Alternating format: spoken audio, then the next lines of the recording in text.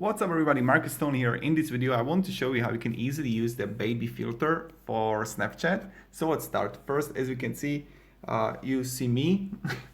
And now what I'm going to do, I'll click the smiley face here and I'm going to just move on. I really like this filter.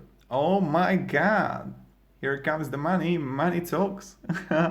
So now I'm just going to try to find a baby face. You will see it also in your screen. Yeah, this one here. So right now what you need to do is just zoom on your face like this and then just click here. And oh my god.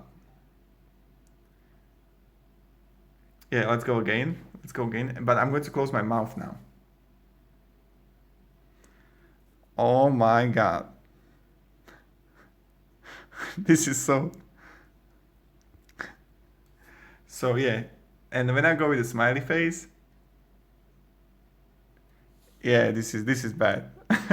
So this is how you can use the child effect, the child filter. And look how I look like a girl. Look at this.